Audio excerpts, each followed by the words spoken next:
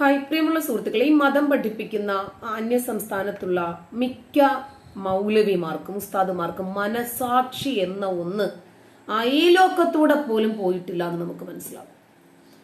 നമ്മൾ പല വീഡിയോകളും കണ്ടിട്ടുണ്ട്. മനുഷ്യ മനസാക്ഷിയെ ഞെട്ടിച്ചു കളയും. ചെറിയ കുഞ്ഞുങ്ങളെ പിടിച്ചു വലിച്ചു കൊണ്ടുപോയോ അവർ മരിച്ചു പോകുമോ എന്ന് പോലും ഇവർക്ക് ഭയമില്ലേ? കയ്യും കാലും ഒക്കെ ചവിട്ടി ഒട്ടിക്കുക, അട്ടിക്കുക, ഇടിക്കുക.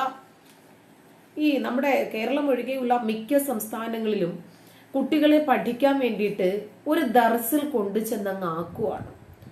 പിന്നീട് ഉസ്താദുമാരുടെ കയ്യിലാണ് ഈ കുഞ്ഞുങ്ങൾ. ഇവരെ കാണാൻ വല്ലപ്പോഴും കുടുംബങ്ങൾ ചെന്നാലായി, കാണിച്ചാലായി.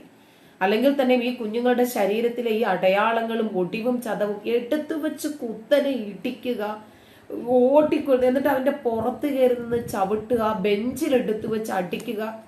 ഇത് പൈതലുകളല്ലേ? ഇവര് മരിച്ചു പോകുമെന്ന് ഇവർക്ക് ഭയമില്ലേ? ഈ കുഞ്ഞുങ്ങളുടെ ശരീരം വേദനിക്കുമ്പോൾ ഇവർ അലമുറയിട്ട് കരയുമല്ലേ? ഇവനൊക്കെ മക്കളുണ്ടോ? ഇങ്ങനെയാണോ സമാധാനത്തിന്റെ മതം പഠിപ്പിക്കേണ്ടത്? നമ്മൾ കഴിഞ്ഞ ദിവസം പാകിസ്ഥാനിലെ ഒരു മദ്രസയെ സംബന്ധിച്ച് നമ്മൾ കണ്ടു.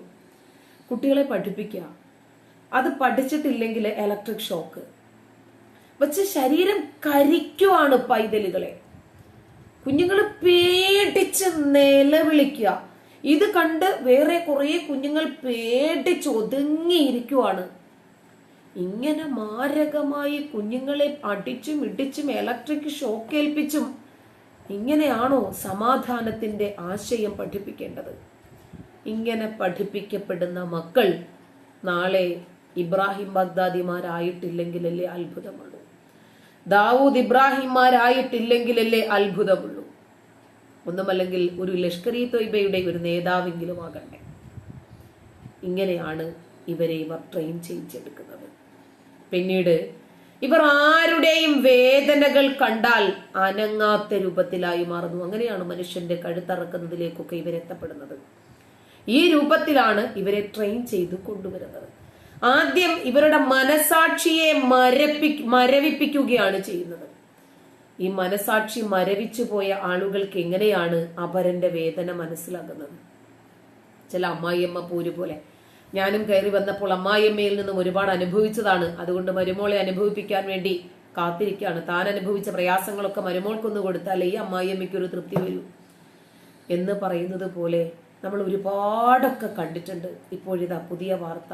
ആകെ വിഷമം വരികയാണ്, സങ്കടം വരികയാണ് പഠിക്കാത്തതിന്. ഇപ്പോ ഇതൊക്കെ നമ്മൾ വിചാരിക്കും അന്യ സംസ്ഥാനങ്ങളിലാണ്. കേരളത്തിൽ ഒരു കുട്ടിയെ ഖുർആൻ കാണാപ്പാഠം പഠിക്കാത്തതിന് ഉസ്താദ് നമ്മൾ മത്തി പൊരിക്കാൻ വരയുന്നത് പോലെ കാലിൽ അട്ടിച്ച് പൊളിച്ചത് നമ്മൾ കണ്ടതല്ലേ?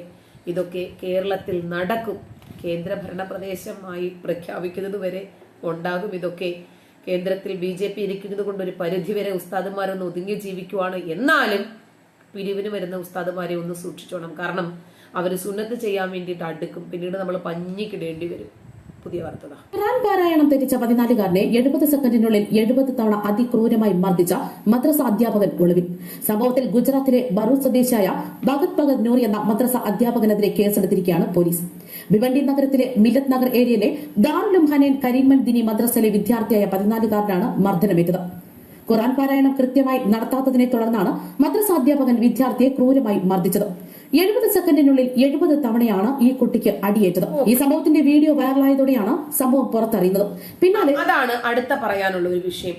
ഇവർക്കിടയിൽ തന്നെയുണ്ട് ഇവരെ പ്രതിരോധിക്കാൻ സാധിക്കാതെ എന്നാൽ ഇതിനൊരു അന്ത്യം വരണമെന്ന് ആഗ്രഹിക്കുന്ന ഒരു വിഭാഗം ആളുകൾ. അവരെങ്ങനെയെങ്കിലും ഒളി ക്യാമറ വെച്ച് ഇതൊന്ന് പകർത്തും, എന്നിട്ട് സോഷ്യൽ മീഡിയയിലിടും. അങ്ങനെയെങ്കിലും ആരെങ്കിലും പ്രതികരിച്ച് ഇതിനൊരു അന്ത്യമുണ്ടാകട്ടെ, ഇവർക്ക് നിയമപരമായ രൂപത്തിലുള്ള ശിക്ഷകൾ കിട്ടട്ടെ എന്നവർ ആഗ്രഹിക്കുന്നു.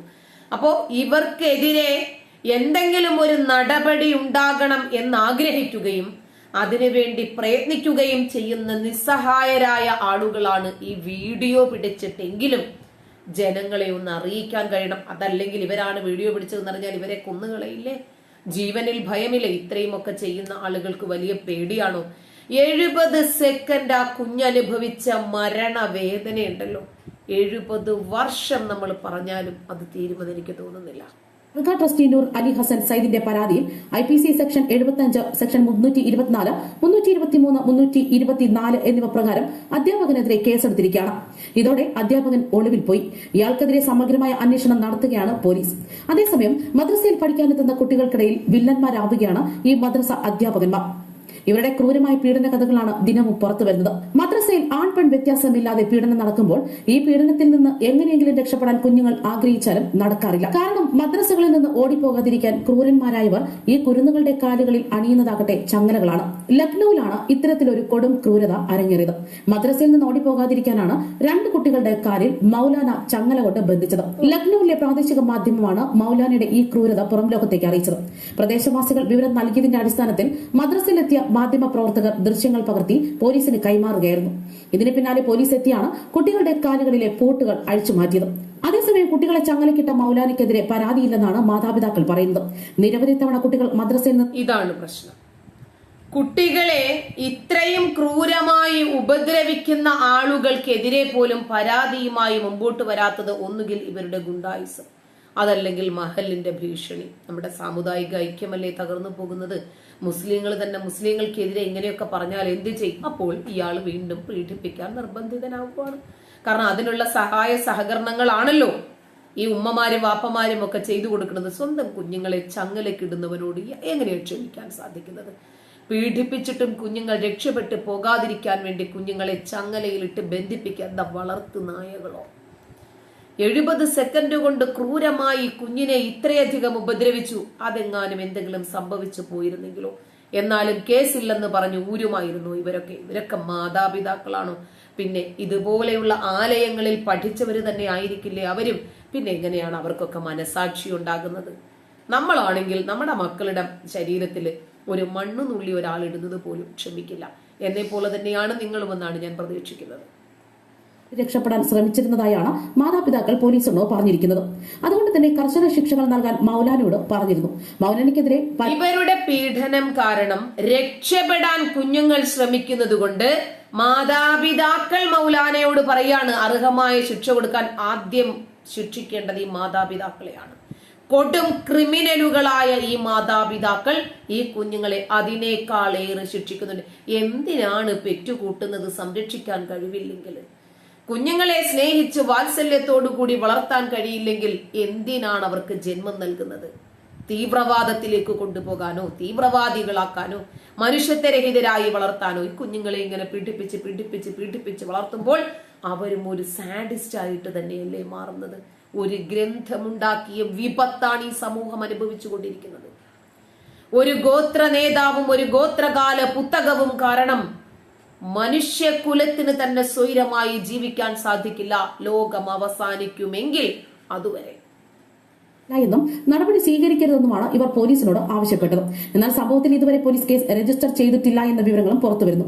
അതേസമയം കുഞ്ഞുങ്ങളിൽ മദ്രസ അധ്യാപകർ നടത്തുന്ന ലൈംഗിക പരാക്രമണം രക്ഷിതാക്കളെയും മറ്റും ഞെട്ടിപ്പിക്കുകയാണ്.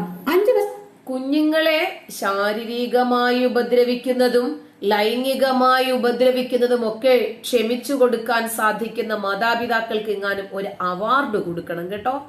7 വയസ്സുള്ള കുട്ടികളെയാണ് അറസ്റ്റിലായ മലപ്പുറം സ്വദേശി ഷമീർ അഷ്ഹാരി പഠിപ്പിച്ചു വന്നത്. പെൺകുട്ടികളെ കൊടിയ പീഡനത്തിന് ഇരയാക്കുന്ന ഇയാൾ ആൺകുട്ടികളെയും ചൂഷണത്തിന് വിധേയനാക്കിയിരുന്നു. പീഡനം എന്താണെന്ന് പോലും അറിയാത്ത കുട്ടികളുടെ അടുത്താണ് ഇയാൾ ഇത്തരം വേലകൾ നടക്കുന്നത്. ഇതിനു മുമ്പ് ചില കുട്ടികൾ പരാതിയുമായി വീട്ടിലെത്തുകയും രക്ഷിതാക്കൾ മാനഹാനിയും കുട്ടികളുടെ ഭാവിയും ഓർത്ത് കേസില്ലാതെ ഒതുക്കി തീർക്കുകയുമായിരുന്നു. ഈ അടുത്തിടെ പ്രായപൂർത്തിയാകാത്ത ആൺകുട്ടിയെ പീഡിപ്പിച്ച കേസിൽ മദ്രസ അധ്യാപകൻ 67 വർഷം കഠിന തടവും 80,000 രൂപ പിഴയും ലഭിച്ചു. ചെർപ്പളശ്ശേരി സ്വദേശി റാഷിദിനെയാണ് കുന്നംകുളം അതിവേഗ കോടതി ജഡ്ജി ഇതൊന്നും അവസാനിക്കുന്നതേയില്ല. 67 വർഷം കഠിന തടവിന് ശിക്ഷിച്ചിട്ടുണ്ടെങ്കിൽ അയാൾക്ക് ജാമ്യമൊന്നും കിട്ടത്തില്ലെന്ന് വിചാരിക്കാം അല്ലേ? കഠിന തടവൊക്കെ ഉണ്ടാകുമോ? ഇരട്ട ജീവപര്യന്തത്തിന് ശിക്ഷിച്ച ചേകനൂർ മൗലവിയുടെ കൊലയാളി ഇപ്പോഴും ഇറങ്ങി നടക്കുന്നുണ്ട്. അതുകൊണ്ട് ചോദിച്ചതാ. കാരണം ആ നമ്പർ പ്ലേറ്റ് ഇല്ലാത്ത വണ്ടിയിൽ കൊണ്ടുപോയ ആളെ ചേകനൂർ മൗലവിയുടെ ഭാര്യ ഹവ്വ ഉമ്മ തിരിച്ചറിയുകയും അയാളെതിരെ വിവി ഹംസ അയാൾക്കെതിരെയാണ് ശിക്ഷ വിധിച്ചത്. അയാളൊക്കെ ഇന്ന് സ്വൈരവിഹാരം നടത്തുന്നുണ്ട് ഇറങ്ങി. അതുപോലെ ഉസ്താദന്മാരെയൊക്കെ ശിക്ഷിച്ചിട്ട് കാര്യമില്ല. എത്രയെത്ര വാർത്തകൾ ദിനം പ്രതി വരുന്നു. ഉസ്താദന്മാർക്ക് കടുക്കവെള്ളം കൊടുക്കാൻ കമ്മിറ്റിക്കാര് അതല്ലെങ്കിൽ ആ മഹലിലുള്ള ആളുകൾ തയ്യാറാകാത്തിടത്തോളം കാലം ഇവരുടെ കരാള ഹസ്തങ്ങളിൽ കിടന്ന് നമ്മുടെ കുരുന്നുകൾ പിടയ്ക്കുന്നത് നമുക്ക് കാണേണ്ടി വരും. ഇതൊക്കെയാണെങ്കിലും മദ്രസയിലെ പഠനം ഒഴിവാക്കുമോ? മദ്രസയിൽ കുരുന്നുകളെ വിടാതിരിക്കാൻ ഇവർക്ക് തോന്നുമോ? ബുദ്ധിയുള്ളവൻ വിടുമെന്ന് തോന്നുന്നില്ല എനിക്ക്.